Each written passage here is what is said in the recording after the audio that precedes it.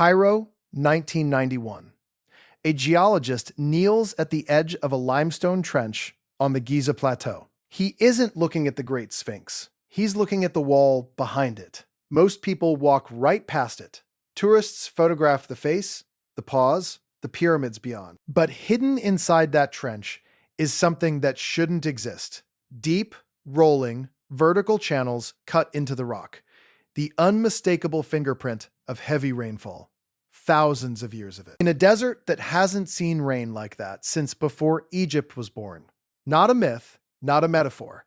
Water damage in the driest place on Earth. The geologist was Dr. Robert Schoch of Boston University, brought to Giza by researcher John Anthony West. The official record says the Sphinx was carved around 2500 BC for the pharaoh Khafre.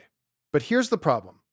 Not a single inscription from that era names its builder. The famous dream stele of Thutmose IV, erected between its paws around 1400 BC, describes the Sphinx as already ancient, already buried to its neck in sand. And another document, the Inventory Stela, appears to describe Khufu repairing a Sphinx that existed before him. For decades, scholars dismissed it as symbolic, a late forgery, a scribe's flattery.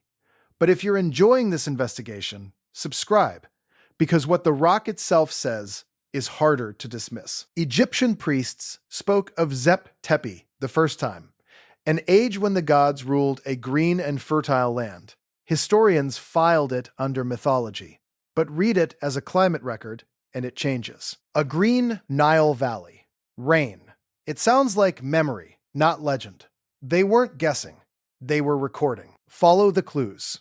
Clue 1, the erosion itself. Wind-blown sand cuts horizontal, brick-like channels. The Sphinx enclosure shows deep, vertical fissures and rounded, undulating rock, a profile geologists associate with precipitation-induced weathering. Clue 2. In 1991, geophysicist Thomas Dobecki ran seismic surveys around the monument. The subsurface weathering in front of the Sphinx ran up to 4 times deeper than at the rear, suggesting the front was exposed to the elements thousands of years longer. Clue 3. The repair blocks. The oldest restoration masonry on the Sphinx's body is Old Kingdom in style, meaning that by 2500 BC, when Egypt supposedly carved it, someone was already patching severe damage. It was carved, it was weathered, and then Egypt inherited it. Then modern science found something that changed everything.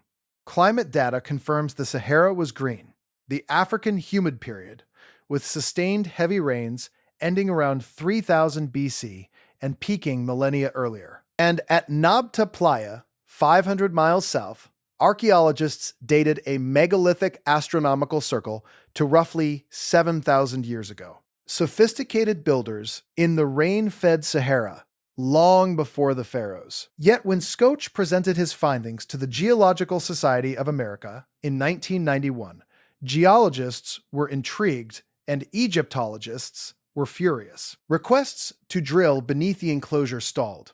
The seismic team's follow-up work was never permitted.